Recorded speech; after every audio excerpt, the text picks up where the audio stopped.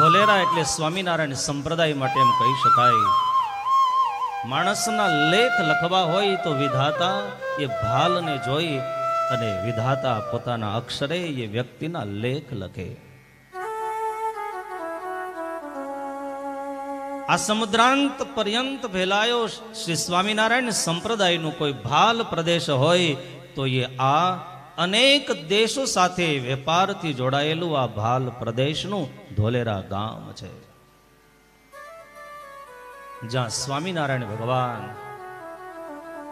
પોતાના પુનીત ચરણોને લઈને એકવાર નહીં અનેક વાર પધાર્યા છે.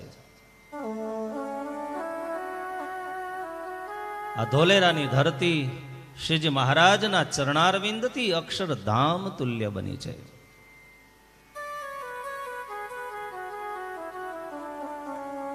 અક્ષરધામનો ત્યાગ કરી અને ભગવાન શ્રી હરિ છપૈયાની અંદર જન્મ ધારણ કરે, બાળ લીલાઓ કરી, જેણે અક્ષરધામ છોડ્યું એ અયોધ્યાનો ત્યાગ કરી અને ખુલ્લે ચરણે મુમુક્ષોના મોક્ષ માટે 7 વર્ષ સુધી વિચરણ કરે. અને એ જ નીલકંઠ વર્ણી પોતાના પુનીત ચરણોને લઈ ભાલમાંથી પસાર થઈ અને ઉદ્ધવ સંપ્રદાયના શ્રી ગણેશની શરૂઆત કરે. ભગવાન શ્રી હરિએ અનેક મુમુક્ષુ જીવાત્માઓને મોક્ષ પદના અધિકારી કરવા માટે વર્ષ સુધી મહારાજે નંદ સંતોને સાથે રાખી મહારાજે વિચરણ કર્યું.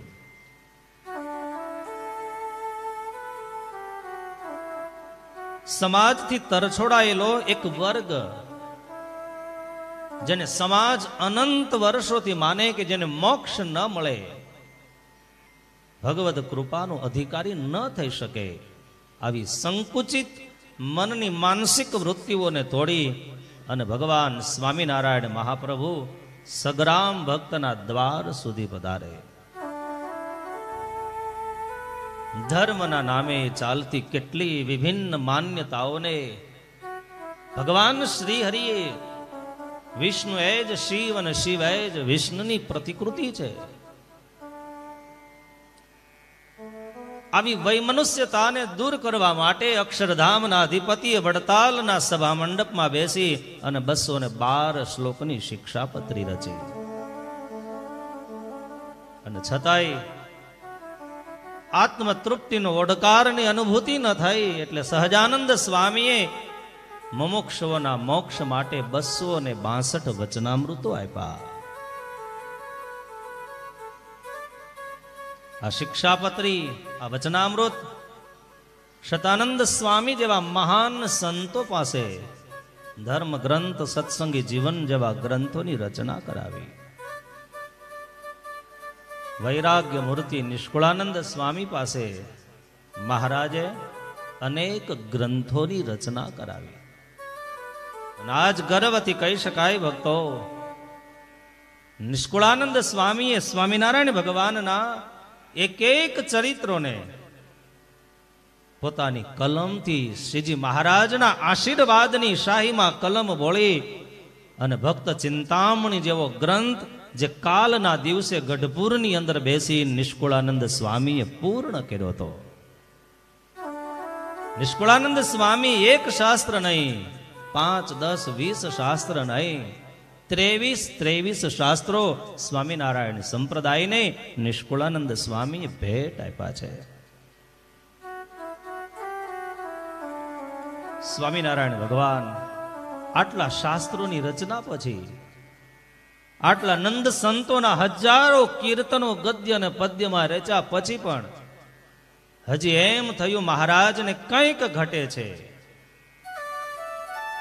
અને પોતાને પ્રિય, જેમાંથી મુમુક્ષુઓને મોક્ષ મળે, અમૃતના આસવની અનુભૂતિ થાય, એટલે સહજાનંદ સ્વામીએ વિશ્વનો એક મહાન ગ્રંથ, જેનું નામ મહાભારત ગ્રંથ, એ મહાભારત ગ્રંથમાંથી સ્વામિનારાયણ ભગવાને 3 વિભાગોને પોતાને પ્રિય ગ્રંથ ગણાવ્યા.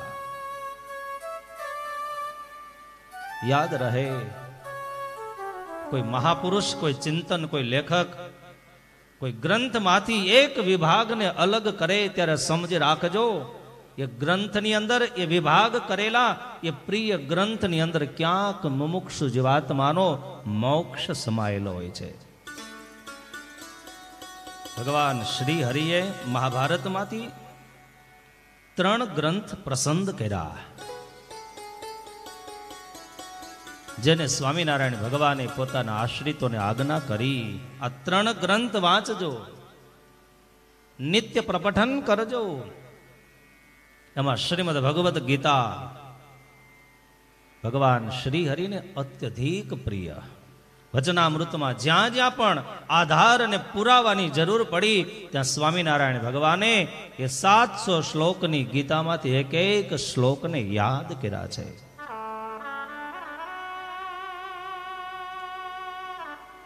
અને સાકાર ઉપાસનાના પ્રવર્તન માટે ભગવાન શ્રી હરિએ ગંગાના પુત્ર ગાંગે પિતામહ ભીષ્મ, આ દેશનો યોદ્ધો, એક મહાપુરુષ, 175 વર્ષ સુધી આ દીર્ઘ આયુષ્યને ભોગવી અને અંતે દ્વારિકાધીશના ચરણની અંદર પોતાના નેત્રને ઢાળી અને દ્વારિકાધીશની સમક્ષ જે મંત્રો બોલાતા, વિષ્ણુ સહસ્ત્રને સ્વામિનારાયણ ભગવાને પ્રિય ગણ્યો. ત્રીજો ગ્રંથ ભગવાન શ્રી હરિને પ્રિય ગ્રંથ હોય તો એ ભક્તો વિદુર નીતિ ગ્રંથ છે. વિદુર નીતિ માટે એટલું કહી શકાય કે યન્ન ભારતી તન્ન ભારતે. યાદ રહે, જે મહાભારતમાં નથી એ ભારતમાં ક્યાંય નથી. વ્યાસોચ્છિષ્ટ જગત. આટલું જ નહીં, સ્વામિનારાયણ ભગવાનના સિદ્ધાંત અનુસાર કહું, વચનામૃત પ્રમાણે કહું ભક્તો, તો જ્યારે જ્યારે સ્વામિનારાયણ ભગવાનની સભાની અંદર કોઈ વેદાંતી, કોઈ પ્રતિસ્પર્ધી યા તો કોઈ વિદ્વત મહાપુરુષ આવે ત્યારે સ્વામિનારાયણ ભગવાન એટલું જ કહી, વેદવ્યાસજીના લખેલા શાસ્ત્રના શ્લોકનું ઉચ્ચારણ કરો તો અમને માયનામાં આવે. અને એ જ મહર્ષિ વેદવ્યાસજીએ, જેને જ્ઞાનનો અવતાર કહેવાય, એને 18 પુરાણો, 1,00,000 શ્લોકનો મહાભારત જેવો વિશાળકાય ગ્રંથ રચ્યા પછી વેદવ્યાસજીના શબ્દો છે કે આલોડ્ય સર્વશાસ્ત્રાણી વિચાર્ય ચ પુનઃ પુનઃ સુયેક એવ નિષ્પન્નો ધ્યેયો નારાયણો હરિ. જો વૈષ્ણવ પરંપરા, ઉદ્ધવ પરંપરા, જે સદાયને માટે જે માન્યતાને માન્ય રાખીને જેના આધારે વૈષ્ણવજન ભગવત ધામની પ્રાપ્તિ કરી શકે, અનેક શાસ્ત્રના દોહન પછી સહજાનંદ સ્વામીના સિદ્ધાંતો એ છે કે ધ્યેયો નારાયણો હરિ.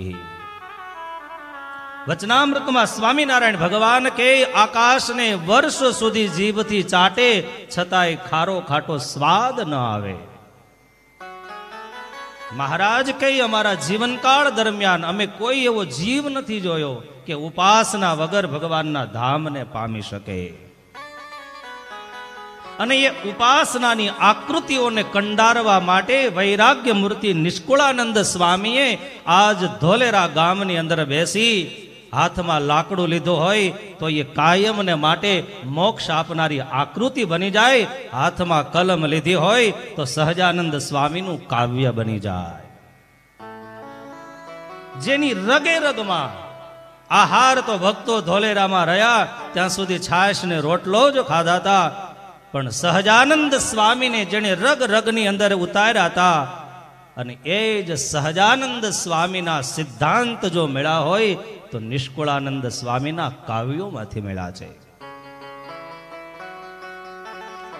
ઈશ્વરનો અનુગ્રહ થાય, સત્વ ગુણની વૃદ્ધિ હૃદયમાં વર્તતી હોય, ક્યારેક પુરુષોત્તમ પ્રકાશને હાથમાં લઈને અધ્યયન કરજો. શું એણે અક્ષરધામના માર્ગનું પ્રશસ્ત વર્ણન કર્યું છે. અને ત્યારે સુખની ઈચ્છા રાખનાર તમામ મુમુક્ષુ જીવ માટે સ્વામિનારાયણ ભગવાન કહે વિદુર નીતિ જેવો કોઈ ગ્રંથ નથી. કારણ શ્રીજી મહારાજને ખબર છે ભારતના ભવિષ્યના ગર્ભની અંદર શું સમાયેલું છે. એ ભૌતિકવાદને યાદ રાખજો, મર્યાદાઓ રોકી નહીં શકે, ટેકનોલોજી રોકી નહીં શકે. વિજ્ઞાન દ્વારા આવિષ્કાર થયેલા ઉપકરણો જ્યાં કામ નહીં કરે તે દિવસે યાદ રાખજો હજારો વર્ષ પછી પણ મૃત્યુ લોકના માનવીને આંગળી પકડી અને માર્ગદર્શન કરનાર કોઈ હશે તો વિદુરજીની કહેલી એ નીતિ વિદુર નીતિ હશે.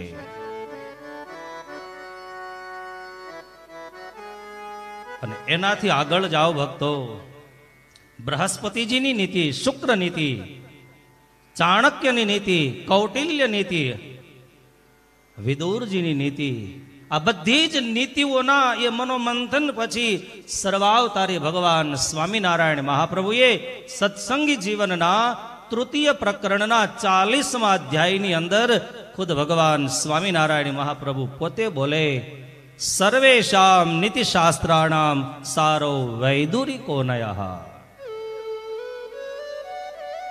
આ સહજાનંદ સ્વામીના મનોમંથનનો વિચારનું નવનીત હોય તો આ શબ્દો છે ભક્તો. શિક્ષાપત્રીમાં આજ્ઞા કરી 94મો શ્લોક સ્વામિનારાયણ ભગવાન કે વિદુર નીતિ અમને પ્રિય છે. સત્સંગી જીવનના 3જા પ્રકરણનો 40મો અધ્યાય અને વચનામૃતની અંદર સ્વામિનારાયણ ભગવાન ગઢડા પ્રથમ પ્રકરણના 63મા વચનામૃતમાં બીજો પ્રશ્ન છે કે જેને ભગવાનનો નિશ્ચય થયો હોય એના મનની અંદર કેવા ઘાટ થાય. ત્યારે સ્વામિનારાયણ ભગવાન કહે જે પોતાને સંત મેળા હોય, ભગવાનના ભક્ત હોય, એમાં મહાપુરુષોનો ભાવ લાવે. અને એમ કરીને સ્વામિનારાયણ ભગવાન કહે જે ભક્ત છે એ ભક્તને ઉદ્ધવ જેવા જાણે, વિદુરજી જેવા જાણે. એમ પ્રથમ પ્રકરણના 63ના બીજા વચનામૃતમાં સ્વામિનારાયણ ભગવાને વિદુરજીને યાદ કર્યા. વિદુર નીતિ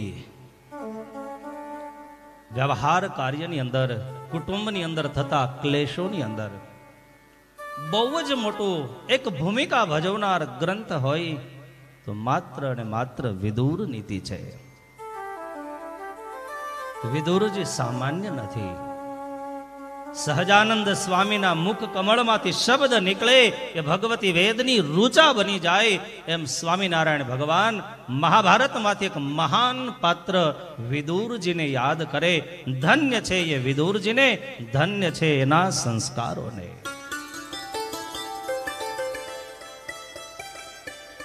ભગવાન શ્રી હરિએ વિદુર નીતિ ઉપર ખૂબ ભાર આપ્યો. વચનામૃત જેવા ગ્રંથોમાં આટલું કીધું એમ નહીં, પણ સ્વામિનારાયણ ભગવાને ગઢપુરની અંદર પ્રાગજી પુરાણી પાસે એ ગઢપુરમાં શ્રીજી મહારાજે વિદુર નીતિની કથા ઘણી વાર સાંભળી છે.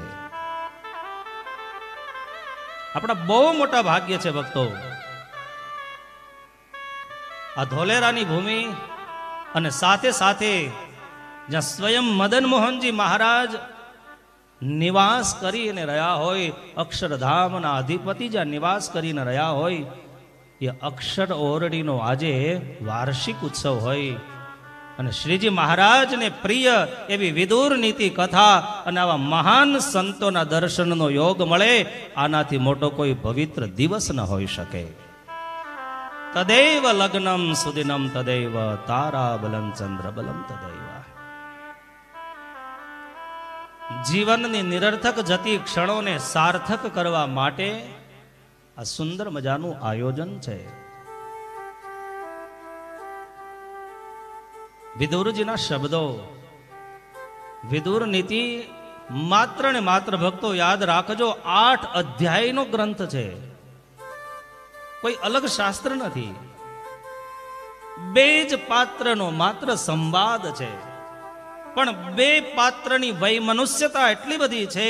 એક મોહની અંદર અંધ બન્યો છે, એક વૈભવની વચ્ચે પણ એક વિતરાગી મહાપુરુષની જેમ જીવન વ્યતીત કરે છે.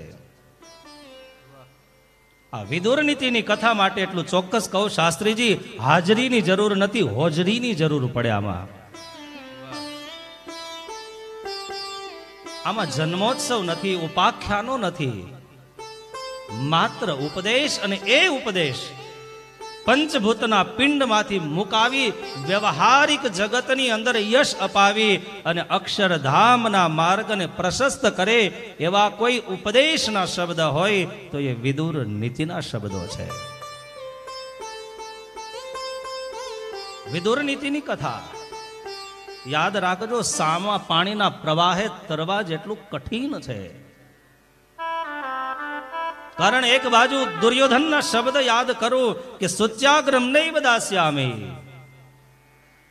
એક સૂક્ષ્મ સોયનો અગ્રભાગ ધરતી ઉપર ખૂંતે આટલી જમીન પણ વગર યુદ્ધે હું ના આપી શકું. આટલી બધી મોહની અંધકારમય ભૂમિકાની વચ્ચે એક જીવાત્માને મોક્ષનો માર્ગ બતાવવો, વૈભવ અને વિલાસની વચ્ચે ભક્તિનો માર્ગ બતાવો, ન્યાયનો માર્ગ બતાવો, એ વિદુર જેવો ભક્ત જ કરી શકે. અને યાદ રહે, અહીંયા આ ગ્રંથની અંદર ભૌતિકતાને ક્યાંય પ્રાધાન્ય નથી. આ માત્ર ને માત્ર ભાવ જગતની કથા છે. અને એટલે જ ભક્તો, સ્વામિનારાયણ ભગવાનના શબ્દમાં કહું, જેને ભગવત કથામાં રુચિ નથી એને સદગુણોની આશા પણ ન રાખવી. વિહારી લાલજી મહારાજે હરિલીલામૃતની અંદર યાદ કર્યું છે, સારું ચણાવે ઘર શ્રેષ્ઠ ઘાટે, તજાય શું મચ્છર બીક માટે. આ સત્સંગ, આ ભગવત કથા નિષ્કુળાનંદ સ્વામી કે અલ્પાયુષની અંદર જીવતા એ અલ્પ પુણ્ય વાળાને એ પ્રાપ્ત પણ થતા નથી.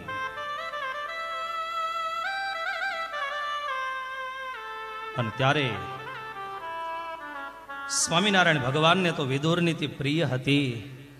સ્વામિનારાયણ ભગવાન વિદુર નીતિના ગ્રંથને સાંભળવાની આજ્ઞા કરે, પણ આટલાથી સંતોષ ન થાય એટલે બ્રહ્મ મૂર્તિ સદગુરુ બ્રહ્માનંદ સ્વામીને સ્વામિનારાયણ ભગવાને નીતિ પ્રકાશ નામનો ગ્રંથ રચાવડાયો. બ્રહ્માનંદ સ્વામી જેના માધ્યમથી સ્વામિનારાયણ સંપ્રદાયને વડતાલ હોય, જુનાગઢ હોય, આ બધા મંદિરોની ભેટ મળી. અને બ્રહ્મની મૂર્તિ બ્રહ્માનંદ સ્વામી હાથમાં કલમ લઈ અને નીતિ પ્રકાશની શરૂઆત કરે. પણ શરૂઆતના શબ્દને ભક્તો વાક્ય રચના કરતા જે રચયિતા છે, રચયિતાના હૃદયની અંદર ધરબાઈને શું પડ્યું છે એના પ્રાથમિક શબ્દોથી ખબર પડે છે. આવો બ્રહ્મમૂર્તિ બ્રહ્માનંદ સ્વામીના શબ્દથી આ કથાની શુભ શરૂઆત કરીએ. બ્રહ્માનંદ સ્વામી નીતિ પ્રકાશની અંદર પહેલો જ દોહો લખે છે, પ્રથમ વંદુ શુભ ધર્મ પદ, પુનિ પદ ભક્તિ માત,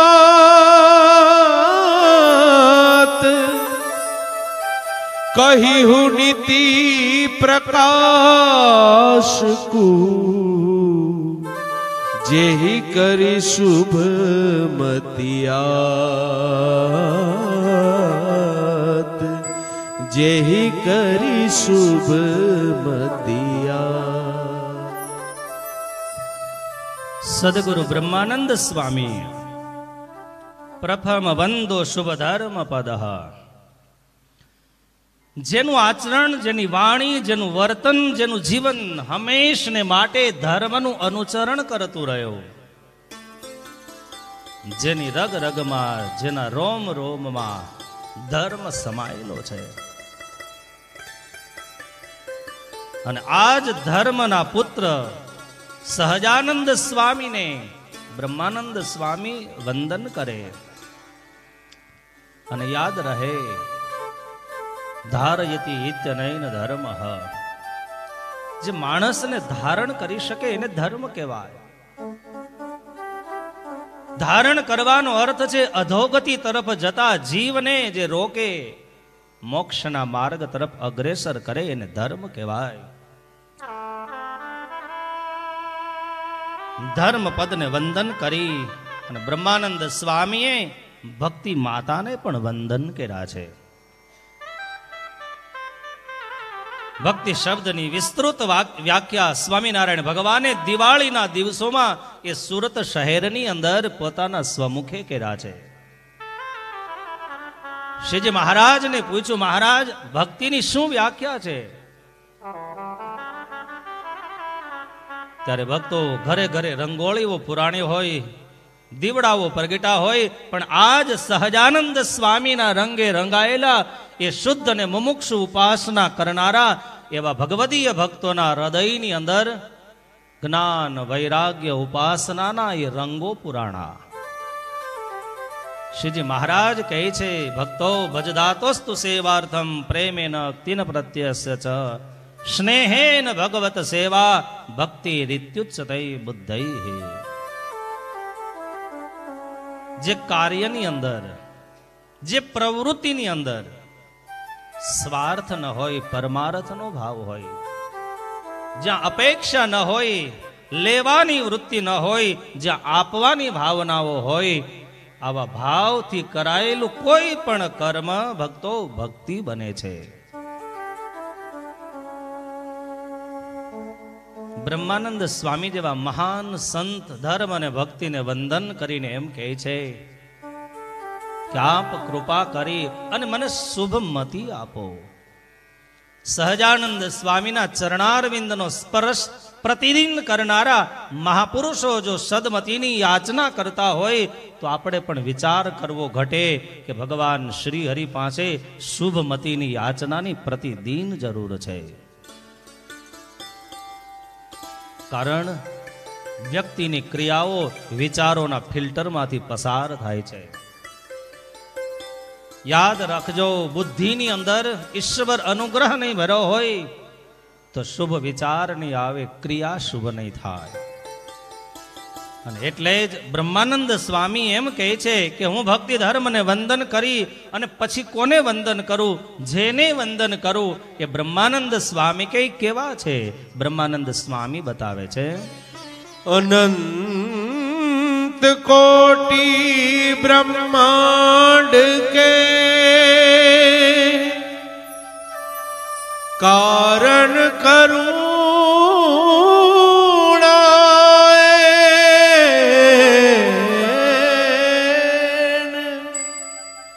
ब्रह्मानंद अंतर वसो जुगल रूप दिन रे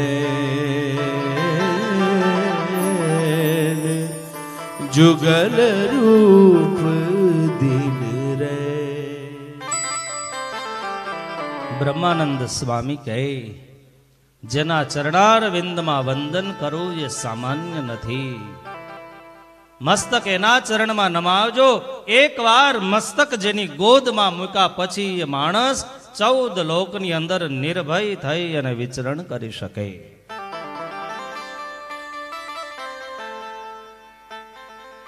જે સ્વયં અનંત કોટી બ્રહ્માંડોના અધિપતિ છે, જેનું ધરતી ઉપરનું આગમન વચનામૃતના સિદ્ધાંત અનુસાર કહું તો સ્વામિનારાયણ ભગવાન કે અક્ષરધામથી આવવાનું મહારાજ કે કોઈ કારણ નથી. આટલું નહીં, મહારાજ કે અક્ષરધામમાંથી પડ્યો હોય એવો એક તો બતાવો. અને છતાંય સર્વ અવતારના અવતારી ભગવાન શ્રી હરિ સ્વયં ધરતી ઉપર પધારતા હોય તો યાદ રાખજો, શ્રીજી મહારાજ કહે છે, હું માત્ર ને માત્ર મારા સંતોના માટે અક્ષરધામથી આ ધરતી ઉપર આવું છું.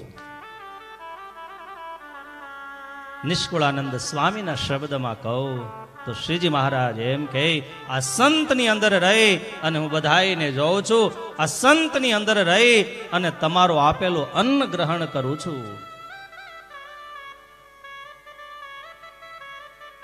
આવા કરુણા વરુણાલય મોક્ષના પ્રદાતા ભગવાન શ્રી હરિ એમને બ્રહ્માનંદ સ્વામી કહે, હું વંદન કરું. આ વંદનની પ્રક્રિયા યાદ રાખજો. જેમ ચંદન એ કપાળને જેમ શીતળતાની અનુભૂતિ કરાવે, એમ વંદન પણ હૃદયને શીતળતાનો અનુભવ કરાવે. અને ત્યારે આ વંદન આપણને એમ બતાવે છે કે ક્યાંક આ જગતની અંદર સાકાર ઉપાસના સમાયેલી છે. અને એટલે જ ભગવાન શ્રી હરિ નીલકંઠ વર્ણી રૂપે ગોદોહન માત્ર ન રોકાય એ મહારાજ ગોપાળ યોગી પાસે 1 વર્ષ રોકાયા. અષ્ટાંગ યોગ તો ભક્તો માધ્યમ હતું. અષ્ટાંગ યોગનો સિદ્ધ થતા થતા સમાધિએ પહોંચે અને પછી એમ કહેવાય, ગોપાળ યોગીને નીલકંઠ વર્ણીએ પ્રશ્ન પૂછ્યો, યોગીરાજ ગુરુદેવ હવે બતાવો, આ સમાધિ સુધી પહોંચ્યા પછી હવે શું કરવું? અને તે દિવસે ગોપાળ યોગી હાથ જોડ્યા, વર્ણિરાજ કે પછી તો મને ખબર નથી. નીલકંઠ વર્ણીનું 1 વર્ષ સુધી ત્યાં રોકાવું, સ્થાયી થઈ અને રહવું, આજ એ ડાયવર્જન આપતા આપતા નીલકંઠ વર્ણીએ ગોપાળ યોગીને કહ્યું, યોગીરાજ સમાધિમાં તેજના બિંબના દર્શન થયા પછી યોગીરાજ તમારી સામે બેઠેલી આ વર્ણીની મૂર્તિને હૃદયમાં ધારો. અને વાત બ્રહ્માનંદ સ્વામીએ પોતાના કીર્તનમાં લખી. બ્રહ્માનંદ સ્વામી કે કોઈ 68 તીર્થ કરી આવે, કોઈ ચાંદ્રાયણ જેવા વ્રતો કરે, ઉપાસનાના માર્ગની અંદર થઈ શકે એટલા કર્મો કરે, પણ યાદ રહે જો ભગવાન શ્રી હરિની સાકાર ઉપાસના ન હોય તો ભગવદ કૃપા પામી એ ભક્ત માટે અત્યંત દુષ્કર બને છે. આપણી સભાની અંદર પરમ પૂજ્ય ધર્મ ધુરંધર આચાર્ય મહારાજ શ્રી રાકેશ પ્રસાદજી મહારાજ પધારી રહ્યા છે. આવો જોરદાર તાલીઓના નાદથી પૂજ્ય મહારાજ શ્રીનું સ્વાગત અભિનંદન કરીએ. પધારો પધારો. વરતાલ ધામ શ્રી લક્ષ્મીનારાયણ દેવ પીઠાધિપતિ પરમ પૂજ્ય ધર્મ ધુરંધર 1008 આચાર્ય મહારાજ શ્રી રાકેશ પ્રસાદજી મહારાજ મદન મોહનજી મહારાજની અન્નકૂટ આરતી અને ભૂમિ પૂજન કરી આપણી આ કથા પ્રસંગમાં પધાર્યા છે. તાળીઓના નાદથી આપણે પૂજ્ય મહારાજ શ્રીને વધાવીએ. પધારો બાપજી પધારો. ગગન મંડળમાં વાજા વાગે, રોમ રોમ સૌરભ પ્રસાદજી મહારાજ પધાર્યા છે. નવ દરવાજે નોબત વાગી, નવ દરવાજે નોબત વાગી, 10મા ઉઘડા દ્વાર પધાર્યા, જીવન જગદાધાર હોજી. અલખનગર થી આવ્યા સ્વામી, માણકીએ અસવાર પધાર્યા, જીવન જગદાધાર હોજી. પધાર્યા જીવન જગદાધાર.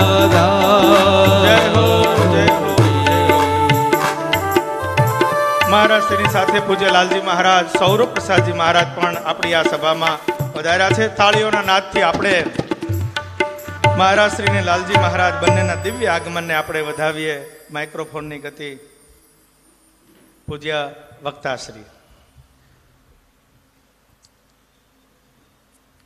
સર્વાવતાર ઈષ્ટદેવ ભગવાન શ્રી હરિની અસીમ કૃપાથી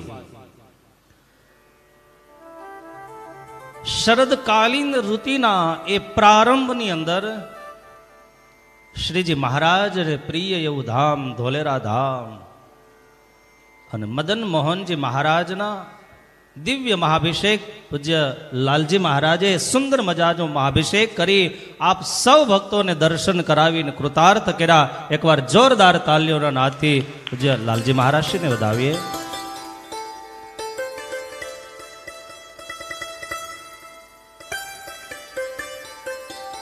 વિદુર નીતિ ગ્રંથની અંદર જેમની શરૂઆત અર્ધરાત્રિએ ધૃતરાષ્ટ્રના નેત્રની અંદર નિદ્રા હાથમાં તાળી દઈ અને જતી રહી છે. ઉદ્વિગ્ન થયેલા અશાંત બનેલા એ મનની સ્થિરતા માટે ધૃતરાષ્ટ્રને વિદુરજી યાદ આવે. આ શબ્દો આ વાક્યો આપણને બહુ મોટો સંકેત સમાજને આપે છે. હસ્તિનાપુર જેવો વૈભવ હોય, છપ્પર પલંગ ઉપર પોઢવા માટેના એ સાધનો હોય, સુત માગંદ જનો એ સ્તવન કરીને શૈયામાંથી જગાડવાના પ્રયાસો કરે, દાસ દાસીઓ હોય, આટલા વૈભવોની વચ્ચે પણ જ્યારે મન ઉદ્વિગ્ન બને, અશાંત બને, ત્યારે યાદ રહે આ ભારત દેશનો ઇતિહાસ આજે હજારો વર્ષ પછી ગવાહ છે, સાક્ષી પૂરે છે કે એ સમાજને પણ ભગવદ ભક્તને અર્ધરાત્રિએ યાદ કરવો પડે. એટલે જ સ્વામિનારાયણ ભગવાને વચનામૃતમાં કીધું કે રાત્રે ભૂંડા સ્વપ્ન આવતા હોય તો મુક્તાનંદ સ્વામી જેવા સાધુને યાદ કરજો, સ્વપ્નાઓ દૂર થઈ જશે. સમાજ જ્યારે મોહ નિશાના ધાબળાઓ ઓઢી અને આશા અપેક્ષાઓના ઓશિકે માથું મૂકીને ઘસઘસાટ સૂતો હોય ત્યારે સ્વામિનારાયણ ભગવાને એ ભગવદ્ ગીતાનો શ્લોક યાદ કર્યો. યા નિશા સર્વભૂતાનામ તસ્યામ જાગરતિ સંયમી. એ વખતે જાગે પણ કોણ? ચોર નહીં. એ વખતે જાગૃતિ મહાપુરુષોએ 52 લાખ યોદ્ધાઓની એ લાંબી કતાર વચ્ચે કે ગીતાના ગાનારા ગોવિંદે એમ કીધું હતું, યા નિશા સર્વભૂતાનામ તસ્યામ જાગૃતિ સંયમી. જે સંયમી મહાપુરુષ છે. સ્વામિનારાયણ ભગવાન કે જેણે કાચવાની જેમ પોતાની ઇન્દ્રિયોને સંકુચિત કરી છે, એ માણસ જાગી શકે. યાદ રહે ઓરડાનો અંધકાર હજારો વર્ષ સુધી એ ઓરડો બંધ હોય અને એ ઓરડાની અંદર રહેલો અંધકાર હજારો વર્ષથી રહેલો હોય અને છતાંય એક દીવો પ્રજ્વલિત કરો, 1 સેકન્ડની અંદર અંધકાર વિલીન થઈ જાય. મુમુક્ષ જીવાત્માના હૃદયની અંદર અનંત જન્મ જૂનો એ અજ્ઞાનનો અંધકાર છવાયેલો હોય, આચ્છાદિત થયેલો હોય અને ત્યારે કોઈ સદગુરુ, કોઈ મહાપુરુષ એમના આશીર્વાદને એકાદ ચિનગારી પડી જાય તો યાદ રહે એ મુમુક્ષુના હૃદયમાંથી અનંત જન્મ જૂનું અજ્ઞાન વિનાશ થઈ જાય. ઉદ્ધવાવતાર સદગુરુ રામાનંદ સ્વામી ભુજની અંદર વિરાજમાન છે અને એ વખતે રામાનંદ સ્વામીને પ્રશ્ન પૂછ્યો કે સ્વામી, આ જીવ અનંત યુગોથી આ ભવાટવીની અંદર જન્મ મૃત્યુ, ટાઢ તડકો, ભૂખ તરસ આ દ્વંદ્વોની અંદર પીલાતો રહ્યો છે. કર્મ ભોગવવા માટે જન્મ ધારણ કરે, ફરી કર્મ કરે. એમાં જીવાત્માના કર્મ તો હિમાલયના પહાડ જેટલા છે. મહારાજ સ્વામી અમને એ બતાવો કે જીવાત્માના આટલા મોટા કર્મો એ પૂરા ક્યારે થશે? અને તે દિવસે રામાનંદ સ્વામી એટલું જ કીધું હતું કે 1,00,000 મણ રૂનો ઢગલો પડ્યો હોય અને એક જ અગ્નિની ચિનગારી પડે તો એ 1,00,000 મણ રૂનો ઢગલો બળીને રાખ થઈ જાય. જીવના કર્મ ગમે તેવા હોય પણ કોઈ મહાપુરુષના આશીર્વાદ મળી જાય તો સ્વામિનારાયણ ભગવાન વચનામૃતમાં કહે કે જેમ 3 વર્ષ જૂની ડાંગર હોય, ખાવામાં કામ આવે એ ઉગી ન શકે. મહારાજ કે ઉકા ખાચર જેવું સેવાનું વ્યસન હોય તો વાસના, અજ્ઞાન અને આ બધું જ વિનાશ થઈ જાય. એમ આ કથાનો પ્રારંભ ધૃતરાષ્ટ્રની ઉદ્વિગ્નતા, ધૃતરાષ્ટ્રના મનની અંદર સમાયેલી કેટલી બધી સંકુચિતતાની એ વૃત્તિઓ, એની ગાંઠો, એના ઉચ્છેદન માટે, એ ગાંઠોને ખોલવા માટે, તોડવા માટેની કથા એટલે વિદુર નીતિની કથા. આ ગ્રંથની શરૂઆત બહુ સુંદર રીતે થઈ છે. અભિમાન્યુના લગ્ન પછીથી આ વિદુર નીતિનું જન્મની કથા શરૂ થાય. કૌરવો અને પાંડવો વચ્ચે થયેલા વય મનુષ્યને જેનું માધ્યમ બનીને હજારો લાખો યોદ્ધાઓ વિનાશની અંદર એ હોમાઈ ન જાય એટલા માટે યુગ પુરુષ ભગવાન કૃષ્ણના પ્રયાસોની કથા છે.